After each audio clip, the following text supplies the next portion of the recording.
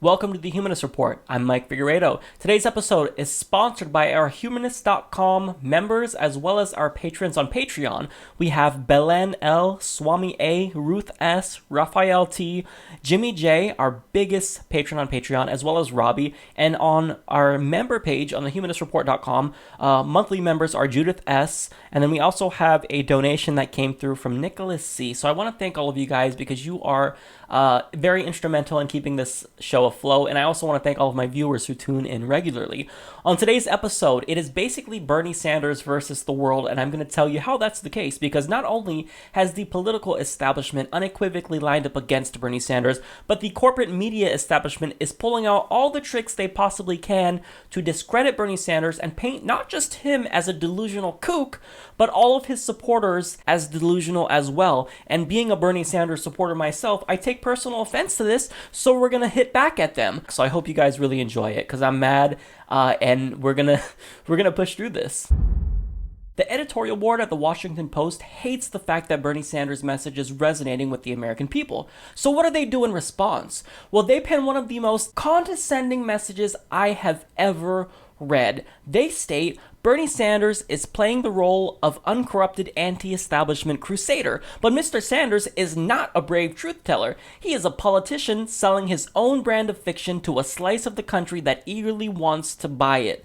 Mr. Sanders' tale starts with the bad guys, Wall Street and corporate money. The existence of large banks and lax campaign finance laws explains why working Americans are not thriving, he says, and why the progressive agenda has not advanced. So when they say things like selling his own brand of fiction, not only are they being condescending, but they're trying to paint Bernie Sanders as an old kook and paint his supporters as delusional as well. Now trust me, as Bernie Sanders supporters, we can discern fiction from reality. You see, Bernie Sanders doesn't have to paint himself as uncorrupt, he's just uncorrupt. Unlike your candidate, Hillary Clinton, and the Republicans, see, they actually are corrupt, hence the reason why they try to paint themselves as non-corrupt. But Bernie Sanders doesn't have to do that. We can look at his campaign contributions, we can look at his record and see, lo and behold, he's not actually corrupt. But do you want to know what is fiction? I'm going to tell you guys some fiction right now.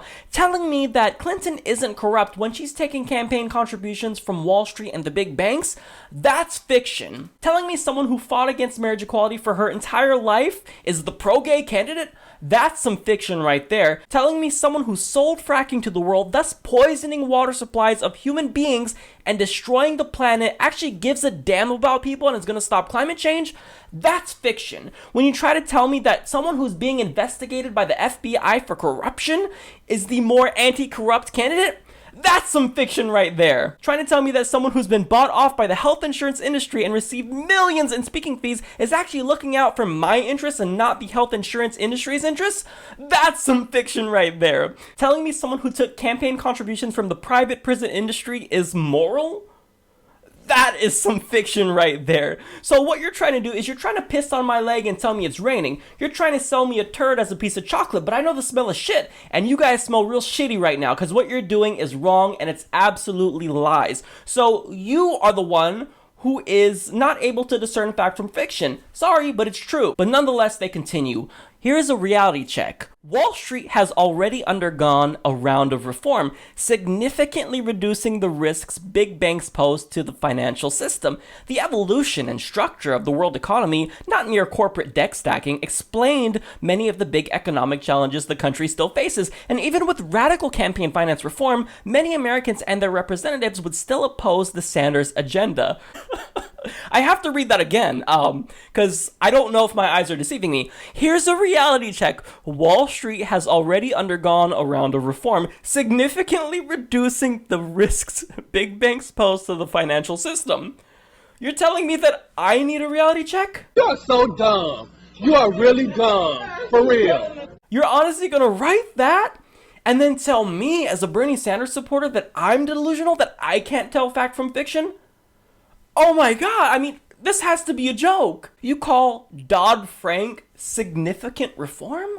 You call the repeal of Glass-Steagall significant reform? You're telling me that the people who crashed the economy in 2008 that have not yet been jailed have actually been reined in?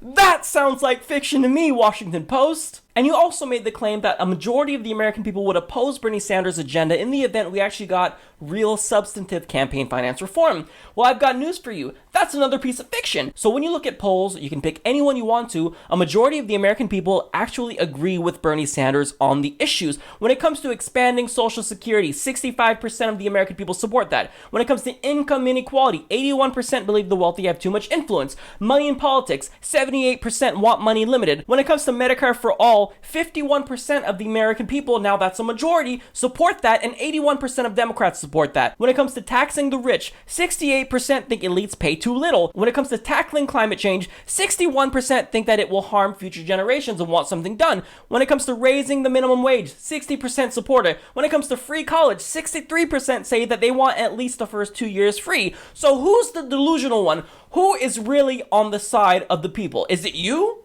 Or is it Bernie Sanders? I think it's Bernie Sanders. So when you say things like a majority of the American people would disagree with Bernie Sanders, that is complete fiction. So when it comes to his universal healthcare plan, they say he promises massive savings on healthcare costs that would translate into generous benefits for ordinary people, putting them well ahead on net. But he does not adequately explain where those massive savings would come from. Getting rid of corporate advertising and overhead would only yield so much. Well, here's another bit of reality for you. The reason why healthcare costs are skyrocketing is because when people with insurance get sick, they are unable to pay it. So what do? They file for bankruptcy, and then the hospitals don't get that money. And then in turn, they pass off that cost on everyone else and prices go up. But if everybody's covered, if 100% of the bills are paid, guess what happens? Miraculously, the costs go down. And furthermore, I don't care about the industry itself. What I want to know is how I'm going to save money and what's going to save lives, and that's Medicare for all. So what the editorial board of the Washington Post as well as Clinton wants is for us to continue to be ripped off by the private insurance industry. So when we pay our monthly premium, that doesn't cover it. See, if we get sick, we're going to have to dole out $5,000, $10,000 on our deductible. What's the point of a deductible? Why am I paying you each month? This is a complete and utter scam, but you want to perpetuate that. You want us to be ripped off by a system that's immoral and leaves many people out of healthcare coverage. That is what's insane. You're the one who's delusional. But nonetheless, they continue. When asked how Mr. Sanders would be tackling future deficits, as he would already be raising taxes for healthcare expansion and the rest of his program, his advisors claimed that more government spending will result in higher growth, which will improve our fiscal situation. This resembles Republican arguments that tax cuts will juice the economy and pay for themselves, and is equally fanciful. Right, except there's a stark difference between Bernie Sanders' tax plan and the Republican tax plan. See, the difference is that when they say they want to cut taxes, they're not talking about you and me. They're talking about they want to cut taxes for the rich. They want to cut taxes for the oligarchs, the billionaires, the corporations. They want to subsidize big business. They want to subsidize the fossil fuel industry who was killing our planet. When you actually raise the purchasing power of the American people, what happens? Well, we have more money. We go out and spend that money. We stimulate the economy. So we spend money at these businesses. They grow. They hire more people. Jobs are created. And the economy gets turning. But when you give tax breaks to these billionaires who have so much money that they can never spend it in 10 lifetimes, let alone one, well, they just keep that money in their bank account and it just sits there. But when you actually take that money and you put it in the hands of the American people, the economy gets moving. So who is the one that is adopting fiction? I think you guys are the ones who need a reality check. And furthermore, the fact that you're an editorial board, you're supposed to be educated, you're supposed to be sophisticated, and you can't even understand elementary economics? It's just embarrassing. Now they continue. He assures Democrats concerned about the political obstacles in the way of his agenda that he will lead a political revolution that will help him clear the capital of corruption and influence peddling. This self-regarding analysis implies a national consensus favoring his agenda when there is none. Again, on all of the issues, a majority of the American people are on Bernie Sanders' side. So I don't know where you're getting your information. I think you're just pulling it out of your butthole. But it's just not true. So let's get to one last passage. So they say, when reality is ideologically or politically inconvenient, he and his campaign talk around it. Mr. Sanders' success so far does not show that the country is ready for a political revolution. It merely proves that many progressives like being told everything they want to hear. No. It proves that you want to talk around reality. I just gave you the facts. You are the ones that want to be told everything you want to hear. See, Bernie Sanders supporters, we know about reality. I can tell you a thing or two about facts. I can tell you about polls. What you don't know is what's going on in the real world. You're in that establishment, corrupt, elitist bubble, and you can't possibly discern what the American people are thinking. You don't like that when the American people rise up and we say, look, we don't want corporatists, Democrats, and Republicans giving tax breaks to these billionaires. We don't want them to sign these disastrous free trade agreements that ship our jobs overseas. That's what you don't want to hear. And you plug your ears, you cover your eyes, and you say, la la la la la la, no. Bernie Sanders, he's unreasonable, he's delusional, no. His supporters are crazy, they're kooks, they need a reality check. You are the one that needs the reality check. You guys are the delusional ones. It doesn't click with you because you rich oligarchic pigs can't possibly fathom the fact that us peasants would have a different opinion than you. We actually disagree with the fact that we should be having our money redistributed to the wealthiest people in the country. So here's what this hit piece reveals about the Washington Post editorial board. It is you, the mainstream corporate media establishment, that needs a reality check. And you need one badly because you are very much out of touch with what the American people wants. Now, I've got really bad news for you guys. You might be successful at slandering Bernie Sanders every single day. You might even kill off his campaign, but guess what? Bernie Sanders has started something that is going to augment. So if you kill off Bernie Sanders' campaign, good job, kudos to you. You've done it. You've been successful, but guess what? This is the start of the progressive political revolution, a nonviolent revolution where we take back our corrupt government. The peasants are in revolt and we're hungry. We're tired of the scraps that the establishment has been feeding us all these years. And we're going to be so hungry that there will be nothing left for us to eat but the rich. So if you're as angry as I am about this article, go ahead and tell the Washington Post what you think.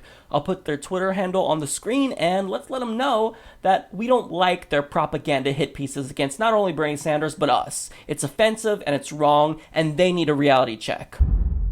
Seeing that Bernie Sanders now poses the actual real threat to Hillary Clinton, billionaire Michael Bloomberg has threatened to effectively steal the election away from Bernie Sanders if he becomes the Democratic nominee. So what he has done is threatened to run as a third-party candidate, thus splitting votes between Democratic voters and handing the election to a Republican. So the New York Times explains, Mike Bloomberg for president rests on the not impossible but somewhat unlikely circumstance of either Donald Trump or Ted Cruz versus Bernie Sanders, said Mr. Rendell, a close ally of Mrs. Clinton's who is also a friend of Mr. Bloomberg's. If Hillary wins the nomination, Hillary is mainstream enough that Mike would have no chance, and Mike's not going to go on a suicide mission. He has grown more frustrated with what he sees a race gone haywire. A longtime critic of partisan primary elections, Mr. Bloomberg has lamented what he considers Clinton's lurch to the left in her contest against Mr. Sanders, especially her criticism of charter schools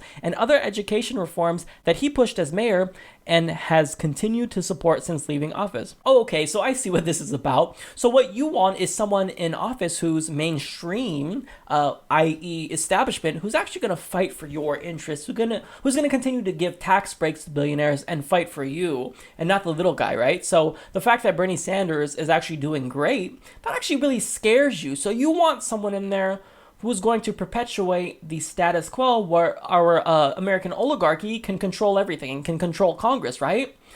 Oh, okay, so this is a clear case of, if I don't get my way, I'm going to throw a temper tantrum and run as a third party and ruin it for everyone. Well, unfortunately for you, you might not actually be able to spoil this election after all. So in a three-way hypothetical matchup against yourself, Bernie Sanders, and Donald Trump, Bernie Sanders beats both of you. That's right. The individual who is fighting for the peasants and plebeians beats two billionaires. That has got to be a blow to your ego. I mean, if you're a billionaire, you got to have an ego. But damn.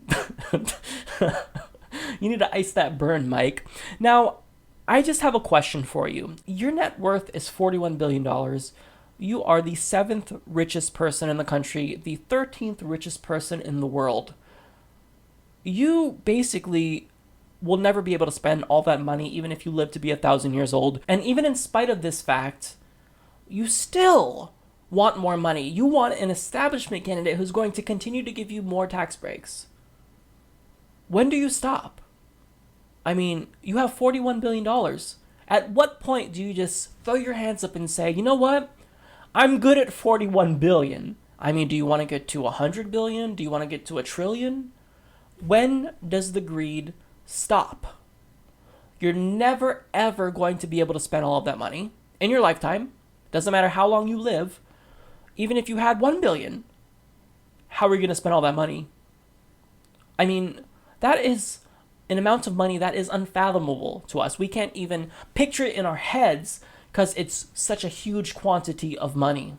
It's seemingly infinite to a lot of us who are basically living off of scraps. So my question is, when is enough for you? When are you going to check out and say, look, I'm 73 years old. I think I'm good with what I got. When do you do that, Michael? I don't give a shit about your philanthropic endeavors. I don't care what you've done. I don't care how many charities you've donated to. The fact is that you're sitting on $41 billion. There are diseases that need to be cured, okay? There are people starving. You can feed countries in Africa with that type of money. And yet you want more for yourself. You want to hoard more money. Not only does that make you someone who is ignorant of the world, it just makes you a bad person. Yes, having that much money, an unfathomable amount, makes you a bad person, Michael Bloomberg, because you are sitting on money that could be saving lives. But you are so goddamn greedy that we can't even have the candidate that we want for president, right? So if we pick Bernie Sanders, you are threatening to steal the election from us. When does it end? That's all I'm saying. I want to know, when is enough enough? From the very beginning, Bernie Sanders as well as Martin O'Malley and their supporters have been demanding more debates, but nonetheless, the DNC chair has defended their measly 6-debate schedule. So they've banned candidates additionally from participating in non-DNC sanctioned debates. So if CNN decides to hold their own independent debate that the DNC doesn't approve of and the candidates go and participate in it, they get banned. They don't get to participate in future DNC sanctioned debates. So they were very strict in why they wanted to do this. So now, since Hillary Clinton at the time was polling much higher than Bernie Sanders, she thought that limiting the debate schedule would benefit her campaign. This is what the DNC thought as well. So by preventing Bernie Sanders and Martin O'Malley from having a breakout moment, and by hiding them away on weekends and on debates before major holidays, they thought that, we'll keep this quiet, we'll just maintain that lead, and it'll be great. Now, this isn't just conspiratorial. I'm not just saying that Hillary Clinton cooperated with the DNC because I have my tinfoil hat on. There's evidence for this. Even a Democratic aide explained it was all an elaborate game where everything was worked out in advance with the Clinton people. This is on the exclusivity clause. Now, more evidence from the New York Times. They explained Mrs. Clinton, who entered the race as the prohibitive favorite, played it safe, opting for as few debates as possible, which were scheduled at times when viewership was likely to be low. It's clearly the case that the DNC cooperated with the Hillary Clinton campaign and basically allowed her to set the debates as she wanted, because that's what you do. If you have that high of a lead, there's nothing that you can gain from having more debates. You can only go down from there with how high of a lead she had. Now, all of a sudden, though, that Bernie Sanders is rising in the polls, and now that he poses an actual threat, well, now she kind of changes her mind. Now she's thinking, maybe I want some more debates. I have been willing to do more debates. I like debating, and I think it was important that my supporters, leaders in New Hampshire said they wanted a debate.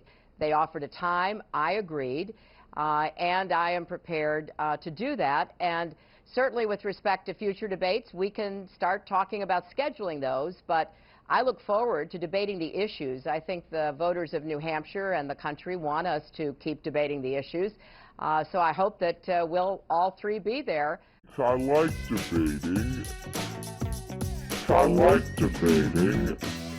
I like debating. So she wants more debates now, because now she thinks it's going to help her. So the DNC will be effectively allowing candidates to violate the exclusivity clause just because Hillary Clinton wants more debates. But I've got a question for you. What about when you said this? Trump was at it again. One of his supporters in the audience called President Obama a Muslim. My friends, what's more important, drawing a contrast with Republicans or arguing about debates? So maybe now I don't want more debates. Maybe I changed my mind. Maybe I want to hide Hillary Clinton away from the public. now that the results are changing. I mean, if you guys can rig it in favor of your candidate, why can't Bernie Sanders and Martin O'Malley supporters, hide our opponent away from the public as well? Why can't we rig it? So if we're playing dirty, why don't we get to have that opportunity to play it dirty? Now all of a sudden, we've been saying debates, and now Hillary Clinton wants debates, and now the DNC is going to jump. Now the corporate media is going to jump and give her more debates. I say no. Now I want to limit debates. Now I think I agree with you, Debbie Wasserman Schultz. I mean, remember when you said what's more important, debates or contrasting with Republicans? Well, maybe I agree with that now, huh? I can't change my mind? Hillary Clinton can change her mind, why can't we? But anyways, Bernie Sanders spokesman Michael Briggs had this to say: "The dynamics of this race have changed, and so suddenly they want a new debate. We are not going to engage in a process where the only time we schedule debates is when the Clinton campaign feels that they are under pressure and they need to have another debate." So now additionally, he indicated that they will not be agreeing to a debate before New Hampshire unless these requirements are met. There must be a debate in March, April, and May. They cannot take place on a Friday, Saturday, or before a holiday weekend. And furthermore, Martin O'Malley must be included. So this, my friends, is how you play politics. So you can't just suddenly have more debates because you think Hillary Clinton is going to lose. That's not fair. That's called cheating.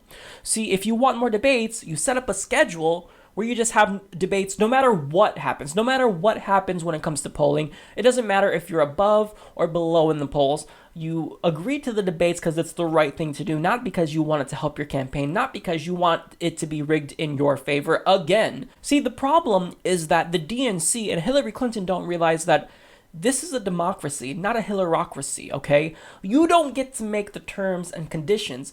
We are the ones that get to decide. We are the voters. We put you in office and you need to listen to us. See, you ignored us when we have been chanting over and over and over and over for months that we want more debates. So now all of a sudden, to help your candidate again, you want more debates. You try to limit them to help her first, but now you want more debates suddenly because you think it'll help your candidate. Well, you know what? I say screw that. I don't want debates. I changed my mind. Okay, I'm not going to play ball on this. I no longer want more debates because I am done with the DNC answering to Hillary Clinton's every beck and call. It's not fair. It's not right. And this isn't how you're supposed to operate in a democracy. It's unfair. So Hillary Clinton, no more debates. Sorry, you've made your bed. Lie in it. So apparently Hillary Clinton has not gotten the message that when you attack Bernie Sanders, it backfires. I've been saying it all along. I've showed you demonstrably how her attacks have harmed her campaign, but nonetheless, she's still going ahead and attacking Bernie Sanders directly. So in a new ad, it features some new covert attacks on Bernie Sanders that are outright falsifications. Take a look. She'll build on Obamacare, not start over. Break through the gridlock, not add to it. Defend Planned Parenthood, not attack it. Stand up to the gun lobby, not protect it. Lead on foreign policy, not ignore it. Okay, so I want to revisit these. She'll build on Obamacare, not start over. So here's what she's trying to do again. She's trying to perpetuate the myth that Bernie Sanders wants to remove healthcare from you by starting over. Again, she will defend Planned Parenthood, not attack it. Yes, because Bernie Sanders has attacked Planned Parenthood. He hasn't stated that he wants to defend Planned Parenthood. He's attacked it because he said that the board of directors and the president of Planned Parenthood are establishment. What an attack. She says she'll stand up to the gun lobby, not protect it. Of course, Bernie Sanders, I mean, look at him sitting there protecting the gun lobby. You know, it isn't the case that he actually lost an election because of his stance on wanting to ban automatic assault rifles, right? That's not true. Let's forget about that. He wants to actually protect the gun lobby. Really? Now also, she'll lead on foreign policy, not ignore it. Oh, you'll lead on foreign policy, kind of like the way that you led when you decided to invade Iraq. Kind of like the way that you led when you were Secretary of State and you wanted to overthrow the president of Libya, Gaddafi. Look at what's happening there now. ISIS is now taking hold in Libya. It's basically a failed state. So here's what happens. When Hillary Clinton leads on foreign policy, we know what happens. And here she is. She's wanting to lead again by instituting a Republican plan, a Syrian no-fly zone, so that way she can tell Russia and Iran, you can't enter this area. And if you do, I'm going to shoot down your planes, thus escalating tension with Russia. Really? That's what you call leadership? But Bernie Sanders does not ignore foreign policy. He's given you his specific plan on how he wants to attack ISIS. It's the only plan in the entire field of presidential candidates, with the exception of Martin O'Malley's, that's actually sane. That's not ludicrous. So we know what you mean by lead, Hillary Clinton. We know that those defense contractors are going to give you money to start more wars and intervene in foreign countries, and that's what you call leadership. That's not what I call leadership. So look, people will say, Mike, you're just too hard on Hillary Clinton. This isn't about, good versus evil. And look, I agree with that. I don't think Hillary Clinton is evil. I don't hate Hillary Clinton. But what this is about, what this campaign has been about, is moral versus amoral. Because there's evidence for that. See, Bernie Sanders is looking out for the little guy. Hillary Clinton has done things that proves that she just doesn't have a moral compass. She puts profit in her donors' interests above human beings. So case in point, she sold fracking to the world when she was Secretary of State. If you are selling something that destroys the environment, that poisons water, that causes earthquakes, not only do I think you're not going to be the best candidate to tackle climate change, I think you're amoral, if not immoral. She has these monetary incentives to do it. Also, someone who fought against gay marriage for the entirety of her life, I don't think that that's someone who is moral. I think they're amoral. Someone who gave weapons deals to the Saudis, a radical Wahhabist regime, because they donated to the Clinton Foundation, I think that's amoral. So I don't necessarily think, of course, that this is, good versus evil, but Hillary Clinton has proven that she doesn't have any type of moral compass guiding her. She claims that the Bible is her favorite book. Well, why is it that Bernie Sanders, someone who's not religious, someone who is Jewish, is someone who follows your God and his commandments more closely? Why is that the case? See, what this is really about is a battle for the heart and soul of the American Democratic Party. If you go with Hillary Clinton, you're not only going to disenfranchise voters and get less and less younger people to turn out, but you're going to ruin your chances of winning that White House. You're going to ruin your chances of ever taking back the Senate, because we're going to get so disenfranchised that we are just going to check out. And this isn't just me saying this is actual political science studies. When voters actually witness cases of corruption, it's usually severe cases of corruption, but typically what they do is they just check out. They don't even try to fight back against it. They don't engage in the political system.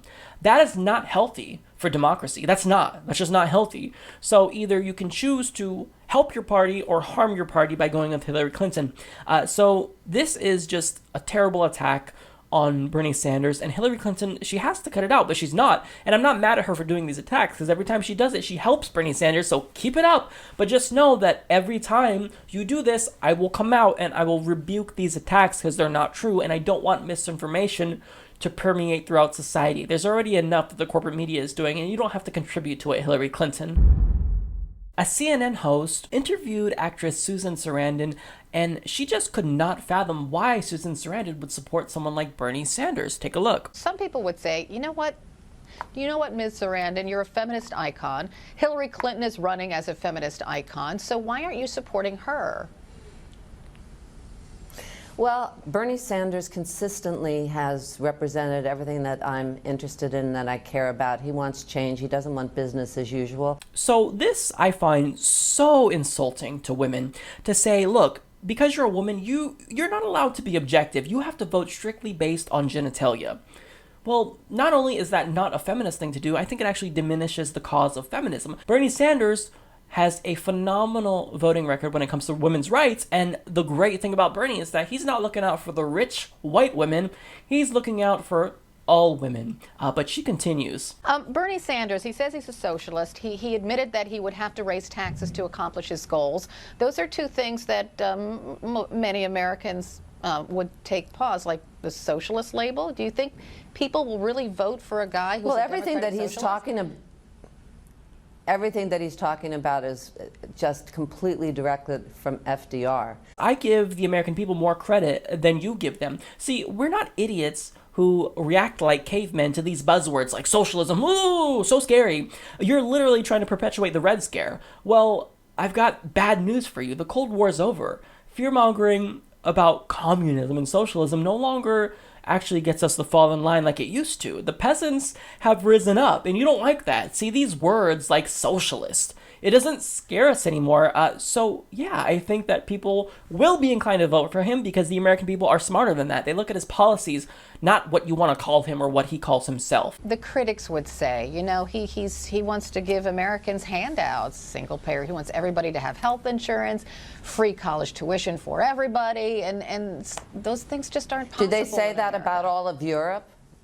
Do they say that in all of Some Europe? critics do Because say if you that look about the way Europe. everyone else- Yeah, but they're very happy. Why shouldn't we have health care? I mean, why is that something that we should be ashamed of getting? That's not a handout when you pay taxes. Oh my God, what a horrible person. He wants to give people health care so that way they don't die or go bankrupt when they get sick. What a terrible person. He wants to make sure that these peasants are educated. What the hell, Bernie Sanders? You want them to be educated so that way they're actually competitive on the job market? What the hell? How could you do this? How could you give these handouts, which they're actually handbacks because we pay for them? How could you do this, Bernie Sanders? What a terrible human being to actually want to help the American people. Shame on you. You should be trying to get in office to give more handouts to the corporations and the billionaires, not try to help the peasants.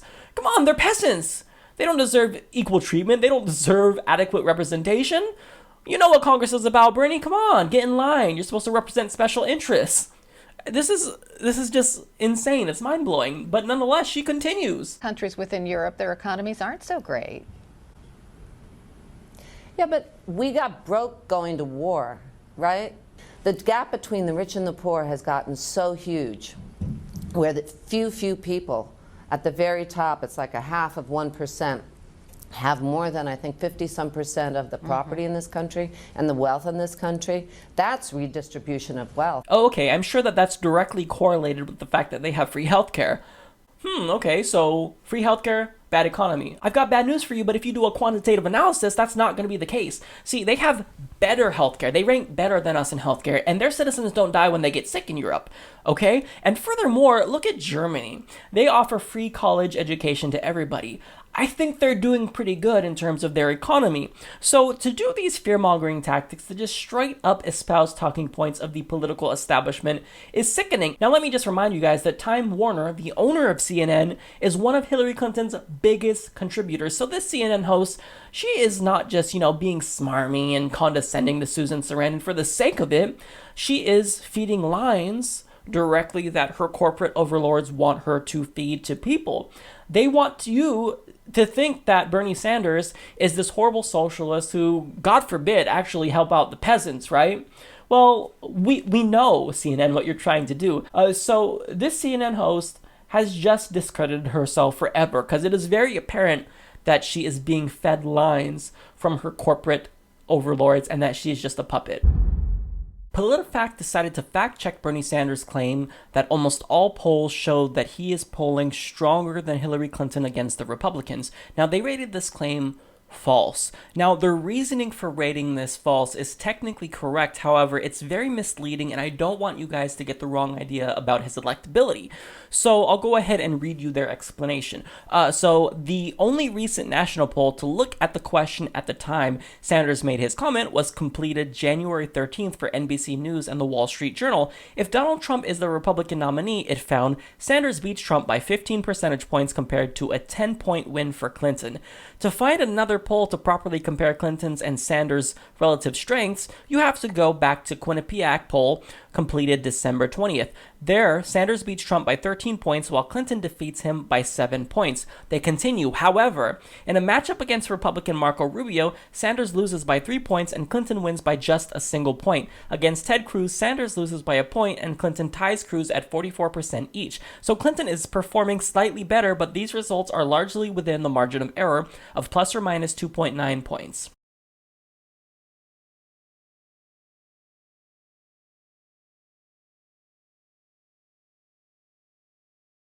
Okay, so their point there is actually fair. So I can concede on the fact that only 2 out of 8 polls show that Bernie Sanders is actually outperforming Clinton.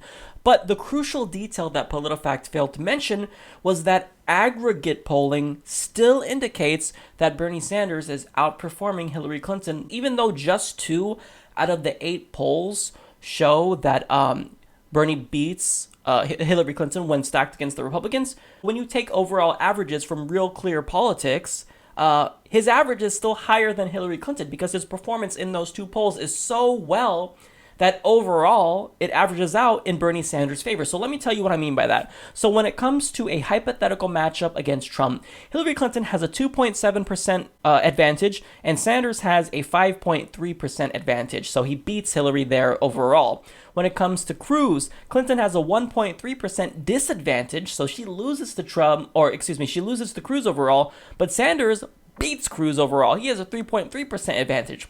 Now, when it comes to Rubio, both Hillary Clinton and Bernie Sanders lose. Clinton has a 2.5% disadvantage. However, Sanders only has a 1% disadvantage. So again, thus far, out of these three candidates, Trump, Cruz, and Rubio, Bernie Sanders outperforms Hillary Clinton. Now, when it comes to Ben Carson, Clinton has a 0.4% advantage, while Sanders has a 0.5% advantage. When it comes to Bush, Clinton has a 2.4% advantage, and Sanders has a 3.0% advantage overall. So again, out of these five candidates mentioned thus far, Bernie Sanders outperforms Hillary Clinton. When it comes to Carly Fiorina, however, this is the exception. So Hillary Clinton has a 3.6% advantage, but Sanders has only a 2.4% advantage. They both beat Carly Fiorina, but Bernie Sanders does a bit worse against her than Hillary Clinton. So the bottom line is that overall, Bernie Sanders does perform better than Hillary Clinton when you match him against Republican contenders for a general election. So now you can push back against this and say that those two polls skew the results, but nonetheless, what we do when it comes to polling is we take into account aggregate polling. So we go by averages. Now, when you go by the average of Real Clear Politics, a very reputable polling industry, or actually they're just an aggregate, so they take all the polls and they combine them and they average them out. But when you go by that, what most people go by, you can see that Bernie Sanders is more nationally electable than Hillary Clinton, despite the fact that only 2 out of those 8 polls show that he does do better in hypothetical matchups. So I want you guys to know that, because I don't want you to get the idea that PolitiFact is trying to paint him as unelectable. They're just a little bit misleading, and they should have given you that extra bit of information. And furthermore, it doesn't take a rocket scientist to discern that a candidate who is currently being investigated by the FBI, who 6 out of 10 Americans distrust, who 1 out of 5 Iowan Democrats actually view unfavorably, according to Quinnipiac, is the less electable candidate than Bernie Sanders. Someone who is viewed as much more trustworthy than her. So don't get it twisted. Bernie Sanders is still the better candidate to go against Republicans than Hillary Clinton. So don't take it to heart. I get the reasoning for PolitiFact rating this claim false, but they should have gone further and given you that extra bit of information, because that's what's important when it comes to electability. So last week, when I made the case that Bernie Sanders is the better candidate when it comes to LGBT rights, I actually got a lot of pushback from Clintonistas who tried to convince me that Bernie Sanders is actually not just bad on LGBT rights, he's actually hostile, according to some articles. So I'm going to go ahead and review the arguments in question, and then I'll tell you whether or not you've changed my mind. So let's get to an article by Slate. I think that they do a good job of summarizing all of the articles that attack Bernie Sanders for his LGBT rights record. So it's titled, "Bernie Sanders Claims He's a Longtime Champion of Marriage Equality. It's Just Not True," by Mark Joseph Stern. All right, bring it on. So he states, Sanders is not quite the gay rights visionary his defenders would like us to believe. Sanders did oppose DOMA, but purely on states' rights grounds. And as recently as 2006, Sanders opposed marriage equality for his adopted home state of Vermont. The senator may have evolved earlier than his primary opponents, but the fact remains that in the critical early days of the modern marriage equality movement, Sanders was neutral at best and hostile at worst. Okay, so that's a jump. He was hostile at worst.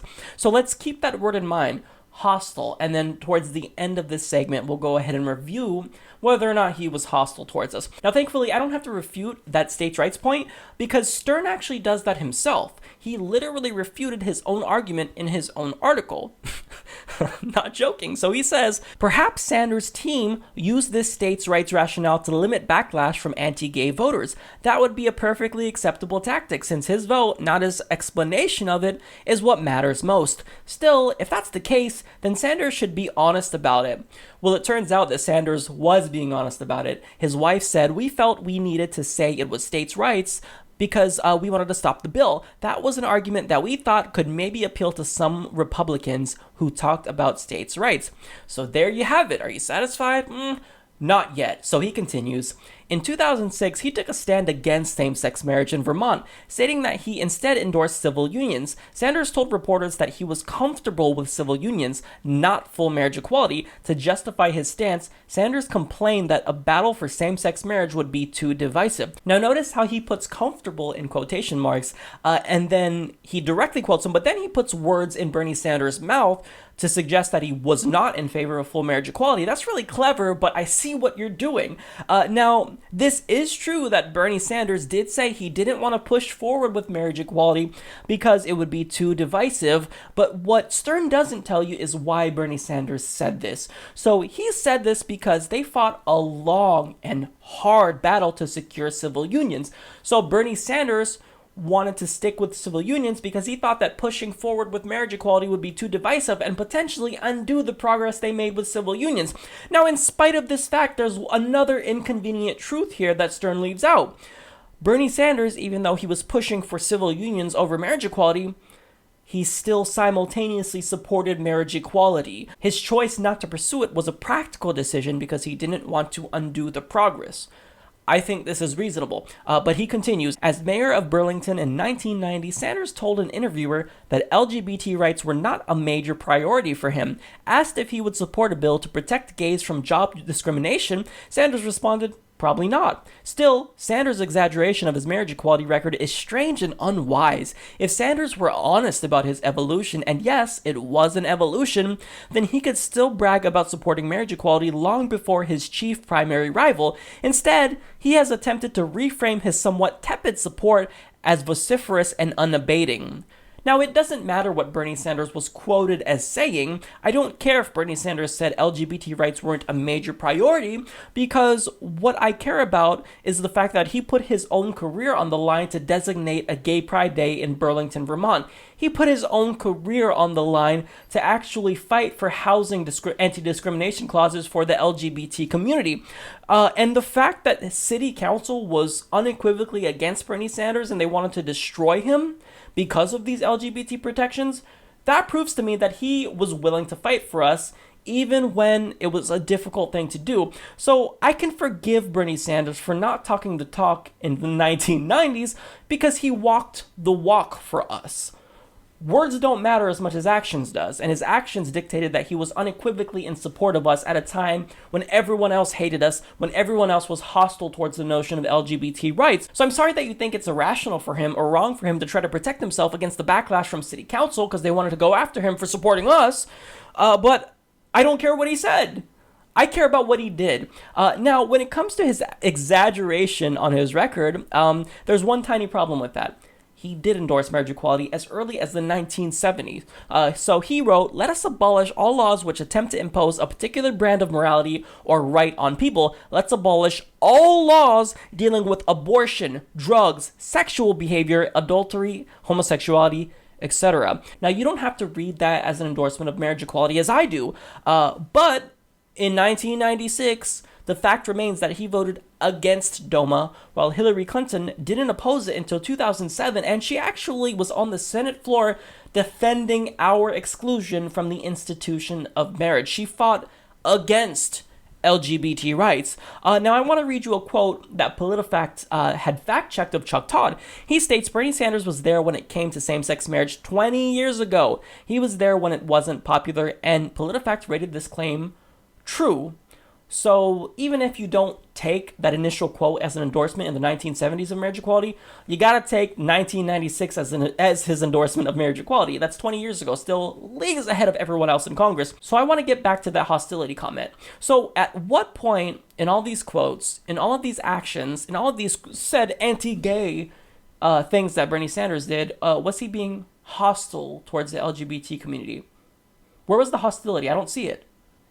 I do see Hillary Clinton being hostile. I see her supporting our disenfranchisement from marriage. I see her trying to kick us out of the military and supporting Don't Ask, Don't Tell. Why isn't Hillary Clinton held up to the same standard? She was actively fighting against us. I'd call that hostile. I wouldn't call Bernie Sanders hostile towards the notion of LGBT rights. That's absurd. But here's the deal. I'm going to go ahead and go out of my way and be as fair to you as I can possibly be, Stern. So let's actually take everything you said here and let's actually just say that Bernie Sanders factually did not care about LGBT rights. That's not true, but let's say he did. Let's say that he actually actively opposed marriage equality all the way up until 2009. Let's just accept this hypothetical situation as true for a moment. So even then, if you got that picture in your mind, right? Bernie Sanders, 2009, doesn't care about gay people, didn't endorse marriage equality until 2009. Keep that picture in your mind. So even if that were true, when you compare Bernie Sanders to Hillary Clinton, who's the better candidate? It's still the case that Bernie Sanders is the better candidate than Hillary Clinton by a mile, because, you know, this might just be me, I could just be insane, but someone just being neutral or not caring about LGBT rights is better than someone actively fighting against our rights, which Hillary Clinton did.